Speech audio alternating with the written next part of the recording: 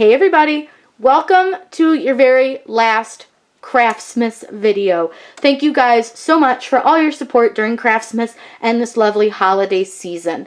I have so enjoyed sharing all these really fun crafts with you guys, and I hope you guys have enjoyed making them. Today's last Craftsmas is the perfect last minute gift, and I hope you guys can get super creative with these because they're fun, they're easy, and they're super popular. All you need is a pair of socks. I got these ones for $1 at our local craft store. They're super cute. And then you just need some HTV. You can use scraps, which is great, and any color that complements your socks or will stand out on your socks. Black and white are usually pretty great colors to choose. The glitter is fun as well. Now, before we go over to Design Space, let's just make sure you guys subscribe to my channel. I put out new videos all the time, so hit the bell icon because I know we've had 12 days of crafts, but that's just the beginning. We're going to start Wedding Wednesdays and all sorts of other great crafts, and don't forget Valentine's Day is coming up, so there's going to be some really fun things to do for Valentine's Day. Let's get over to Design Space, and I'm going to show you really fast how you can whip these up.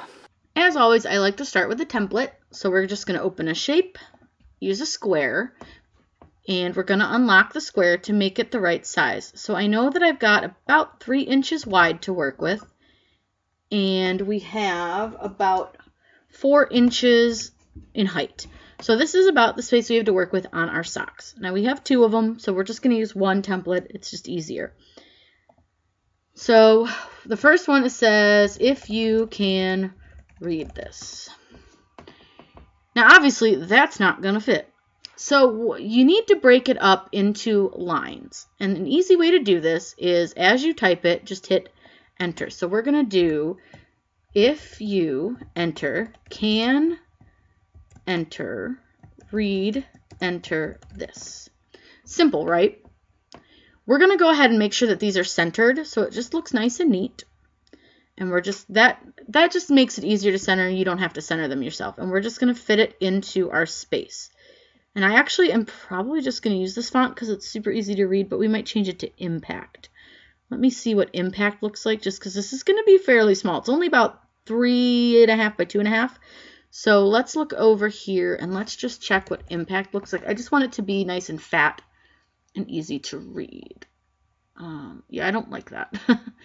Sometimes you just have to play with fonts and figure out what the look is that you're going for, and I think honestly the Cricut, which I don't usually use, I think that the Cricut Sans isn't terrible, so we're going to go ahead and just use that one. I don't, like I said, I don't typically use their font, but this one I actually think it worked really well, and of course, can I find it now? No. But I think it looks really good. It covers enough space. It's not like I have to stretch it a ton, so we're okay. There is one. Make sure you attach it so that it cuts in that order. And then we're going to do the next one. And it's going to be bring me, let's see, let's do wine. I don't know. I'm just picking something. So then we're going to do bring me wine. Again, you want to align it, center, and then we're just going to fit it into the box again. Nothing too crazy, just fit it right into the box. And there you go. That's all we have to do for this as far as designing goes. And make sure you attach it so that the letters don't go around, and click Make It. Now again, this is going to be cut on iron-on, so make sure you mirror it, which is right here under your mat. It will move them around so that you can mirror it. And I just want to maybe move this over just 1/4 inch. And this is a great project for a scrap of your HTV. So we'll get ready to cut this. I'm going to go ahead and click continue. We'll set it to iron on, which I'm using the Maker, so it's all on this screen. But if you have the Explore series, the dial, it should be towards the right. So this one we're just going to select regular iron on. We're not using anything crazy. And we'll get it cut out and weeded. And I'll show you guys how to put it on your mat first. Again, I'm always using this stuff for these tutorials because these are things that I'm probably not going to keep. So I don't recommend using the cheap stuff from Amazon if it's something you actually want to keep.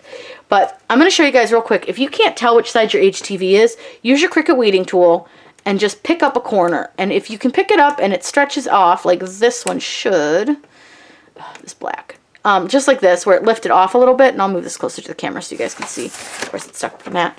But you can see where this piece is coming up, and then the carrier sheet is behind it. So you want to make sure carrier sheet down, shiny side down. This is not the easiest HTV to tell which the shiny side is. Neither side is particularly shiny.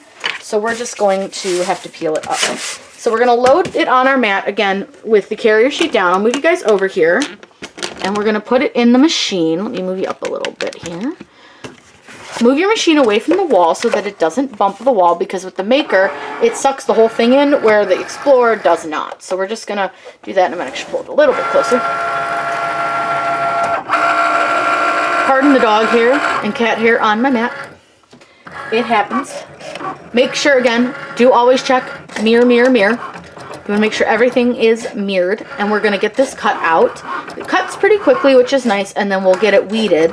Weeding the HTV is so easy. It takes just a few moments. It's a lot quicker than doing the adhesive, and then we can get ready to apply it to our socks. So I've got my socks. I have kind of refolded them so that they're not this direction like they would be in the packaging, but you want to pull them so that the heel is this direction. With these, you absolutely want to make sure you pre-press them. So all I do is I just kind of use this little seam here as kind of a guide as to where the center is. And then I'll stick my hand in here and just sort of stretch it out a little bit just so I can get that heel centered as well. This is not exactly always super simple to get these completely 100% straight. It is sometimes a little bit of an adventure. So now that you've got your sock fairly straight, you want to set it into your press, just like this. And you want to make sure it stays fairly flat. And make sure that you put your Teflon sheet over your sock. And I'm just going to pull my press. I have a swing away, so I have to pull it around. And then we're just going to pre-press our socks. Now you could do both at once. I'm just going to do one real quick to show you guys pre-pressing, and then we'll do the other one. But you could absolutely do both of your socks at once. It's not a big deal, but you do want to make sure you pre-press these, because if you don't, you could end up with a big wrinkle in them, and then you're going to have a hard time pressing. Now see how nice and flat this surface is? It's fantastic. I will say that it does, don't pull it apart yet, but you want to make sure that you have, and I'll do it for you guys even though I shouldn't, but you can pull it apart if you really want to, just to make sure it didn't melt, but it won't melt if you're careful. So we've got a nice flat sock to work with now, and we're going to take our words, and we'll just do, if you can read this, and you just want to line them up. If they're not 100% straight, nobody will notice. If I haven't said it yet, I want to make sure I do say this. I am using this cheap stuff, but if you're going to make these, use a stretch like the Sizer Easy Stretch, because they're going to be on socks, and your socks tend to stretch. So you want to make sure that you use a stretch if you make these. This is just an example. These will not be going anywhere except into the examples archives, which is basically a drawer in my craft room. So now we're going to just go ahead and press. Now I do have this on a decent pressure. I would call it like a medium to high pressure at 325. I usually do about 15 seconds. So all I do is I count in my head, because I still have yet to remember how to use my timer. So I will either count in my head, or in this case I can watch it on my camera to see what timing I'm looking at. These usually press pretty quickly. The socks are pretty thin, so just make sure you are watching. You want to make sure Teflon or parchment paper is over them. So let's check it really quick and see. And my paper tends to stick to the top. So it looks pretty pressed, so we'll check it. And sometimes this is a cool peel. It depends on which color I'm using on this stuff. This looks like it's stuck pretty well, though. So I think we can actually call this one good. Okay. There we go. We have one sock. So let's go ahead and do the other sock really quick. We'll let this one sit to the side and cool. So again, I'll just show you one more time. I've already laid this sock out so it's flat. Teflon sheet, which again, for whatever reason, always likes to stick. And I don't recommend sticking the entire sock in. I do try to only do like the edge where I actually need it, because if you put too much sock in, you're going to end up with wrinkles. where you don't want them. So just make sure you get that sock in there nice and neat. Swing that further away. This sock is sitting up a little bit higher than the other one, so this may be a little more difficult. But we're just going to flatten him a little bit and see if we can get the sock not to slide. And then, now I will say, if you have one of these, mine slides all over this desk. It makes me crazy. It keeps moving. I'm going to have my husband somehow adhere it to the desk because it's making me absolutely nuts. So again, we're just going to count for a minute, not even a few seconds, and we're going to see if it's stuck. And while we do that, I like to get my other sock and open it back up and try to get rid of some of those wrinkles. That's all I do. I just pull it apart, and you can see we've still got wrinkles in it, but once you put them in the package, it'll be fine, and people will totally understand. But this is just the one, so we're just waiting for the second one. Pre-pressed that guy. He should be good and pressed. Yep, he's nice and flat. This one I was a little more concerned about flattening because it had a big wrinkle in it, but it came out, so that's really good. So now we're going to do the Bring Me Wine part. And again, if these are not 100% straight, they're going to be on feet. And even if they're not straight, you never wear your socks 100% straight, so don't worry too much if it's not fully straightened. And then we're just going to press. And again, I usually will go ahead and just wait for about that 15 seconds to 20 seconds on my press. If you guys have been making Christmas presents and enjoying Craftsmas, what are you guys making? What kind of gifts are you giving this year? I always love to hear what you guys are doing. It's so creative and so fun. Do you guys open Christmas gifts on Christmas Eve? Do you do Christmas Day? Do you let your kids open one gift on Christmas Eve? Do you have a special book you read?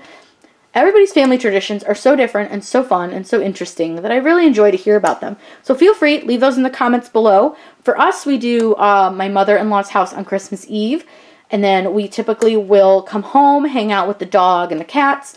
We usually watch The Grinch Who Stole Christmas, the original animated, and then we go to bed. We get up in the morning and go to my father-in-law's house, and then we open gifts there, and then everybody comes to our house, and we open gifts at our house, play games, and eat food for the rest of the evening. My parents bring their puppy too. So here it is already pressed. We're just going to go ahead and peel.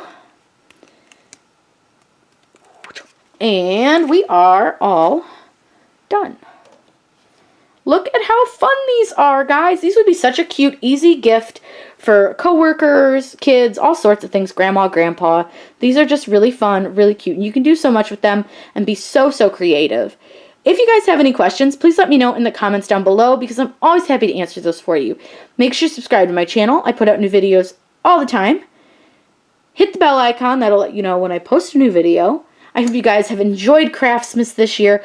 This is going to be our final Craftsmas, 12 days full of crafting, and this one is a project you can do in less than 15 minutes, so it's great for like those last minute gifts. And guys, Christmas is just around the corner, literally. So these are great if you need, you don't know, oh my gosh, my son's girlfriend's coming and I don't have anything for her. Well, guess what?